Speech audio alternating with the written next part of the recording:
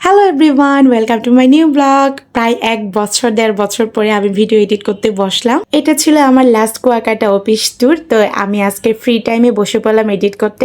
সকাল সকাল আমরা রেডি হয়ে চলে গেলাম নাস্তা করতে। এখানে গিয়ে দেখি ভাইয়ারা অলরেডি নাস্তা করতেছে। তো আমিও নাস্তা করে নিলাম, কারণ আমরা নাস্তা করার পরে সবাই মিলে ঘুরতে বের হবো। কুয়াকাটা আসছি ঘোরার জন্য, ঘুরবো না এটা কোনো কথা? তো আমরা এই যে সবাই মিলে নাস্তা করে নিলাম। এখানে একটু জুস ছিল, জুস খেয়ে নিলাম। তারপরে নাস্তা করে আমরা বের হয়ে পড়ি সবাই একসাথে বিচে যাওয়ার জন্য। আমরা যেখানে ছিলাম চারপাশের পরিবেশটা এত সুন্দর ছিল যে আমরা বসে বসে সবাই ছবি তুলতেছিলাম। তো সবাই আসার পরে একসাথে আমরা বিচে যাই, কারণ সবাই মিলে একসাথে গেলে খুবই ভালো লাগে। ফাইনালি এই যে আমরা চলে আসলাম বিচে। কেন জানি না কুয়াকাটার পানি একটু ময়লাই থাকে, সব সময় নাকি এরকম থাকে। তো আমরা যখন গেছি তখনও ময়লা ছিল, তারপরেও সমুদ্রের পানি তো অন্য লেভেলের একটা ভালো লাগা কাজ করতেছিল। আর আমরা যে সময় গেছি দেখেন ওয়েদারটা কীরকম ছিল, একদম মেঘলা আকাশ, একটু পরে বৃষ্টি শুরু হবে।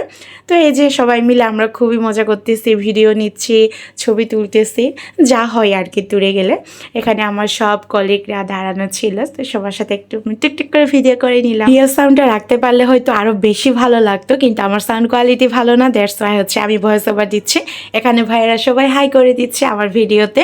তা আমি হচ্ছে চেষ্টা করতেছিলাম যে এনজয় করার পাশাপাশি আমি যেন টিকটিক করে ছোটখাটো একটা ভিডিও ক্লিপ নিতে পারি। এভাবে আমরা অনেকক্ষণ বিচে ছিলাম, বৃষ্টি হইতেছে, বৃষ্টিতে ভিজে ভিজে আমরা সবাই মিলে আড্ডা দিয়েছি।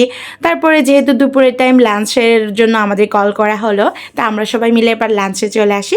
কারণ লাঞ্চ করার পরে আমরা আবার আরেকটা লোকেশনের জন্য রওনা দিয়ে দিব।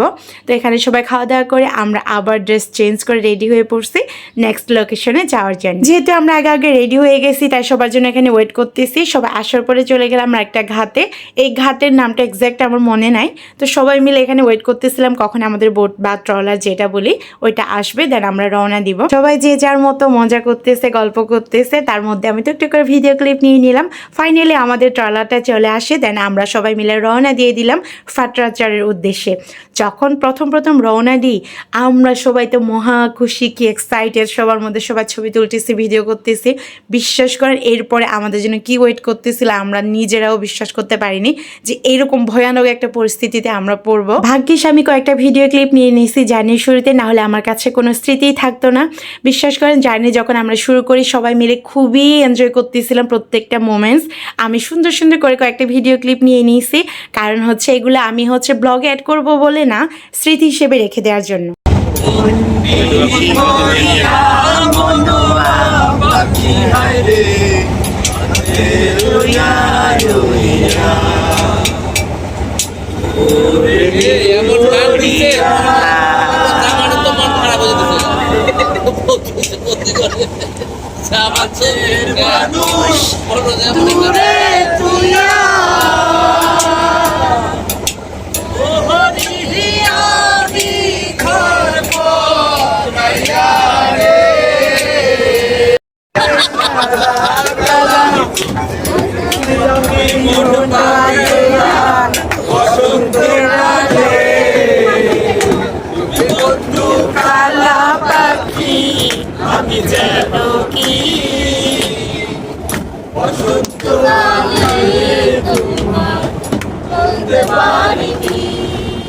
তখন সবাই মিলে গান করছি একসাথে, খুব ভালো লাগতেছিল।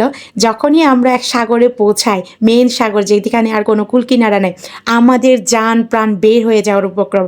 এত উত্তাল সাগরের মধ্যে আমাদের ছোট্ট একটা ট্রলার, আর কোনো কুল কিনারা নেই। আমি আর কোনো ভিডিও ক্লিপ নিতে পারি না, জান প্রাণ নিয়ে যে ফিরে আসবো এটাই অনেক কিছু ছিল। মানে আমি লিটারেলি আমি কান্না করতে করতে শেষ। আমি কিন্তু সাঁতার পারি, তারপরেও ভয়ে জীবন একবারে শেষ। ফাইনালি আমরা ফাটরাচর এসে পৌঁছাই, তারপরে সবাই মিলে খুব মজা নিতেছিল। ট্রলার থেকে নামার পরে ভাইয়ারা সবাই মিলে এত মজা নিতেছিল আমাদের সবাইকে নিয়ে, কারণ আমরা কান্নাকাটি করতেছি, এগুলো আবার ভাইয়ারা ভিডিও করছে, এটা নিয়ে অনেক হাসাহাসি করতেছিল। তারপরে সবাই এগুলো নিয়ে মজা মাস্তি করতে করতে ভিতর পর্যন্ত গেলাম, চারদিকে জঙ্গল আর জঙ্গল, যেহেতু সুন্দরবনেরই একটা অংশ। তো এটা নাকি সুন্দরবন, আমি আসলে তখন পর্যন্ত সুন্দরবন যাইনি, এই জন্য হচ্ছে সুন্দরবন দেখার একটা মানে অন্যরকম একটা ভালো লাগা কাজ করতেছিল যে সুন্দরবন দেখতে কেমন হবে। বিশ্বাস করেন আসার জার্নিটা মনে পড়লে এখনও ভয় লাগে। মানে লিটারলি চারপাশে কোনো কিছু নাই, মানে শুধু সাগর আর সাগর, পানি আর পানি। মাঝখানে ট্রলারটা একদম উপরে উঠে আবার নিচে ফালাই দিতেছে, মানে আছাড় মারতেছে এরকম একটা অবস্থা। তার উপরে আবার বাইরে থেকে ভিতরে পানি ঢুকতেছে। কি ভয়ানক একটা অভিজ্ঞতা, আমি আমার লাইফে কোনো দিন ভুলবো না। আর একটু পরে বৃষ্টি শুরু হয়ে যায়, তো সবাই মিলে আমরা চায়ের দোকানে বসে একটু চা খেলাম।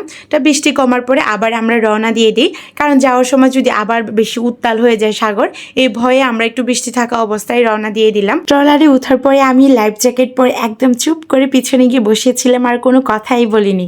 কিন্তু আসার সময় ব্যাক করার সময় কোনো প্রবলেমই হয়নি, ভয়ের কোনো কিছুই ছিল না, হয়তোবা আমরা অন্য রাস্তা দিয়ে আসছি। ফাইনালি আমরা চলে আসি আরেকটা চরে, এটা নাকি লাল কাঁকড়ার বীজ।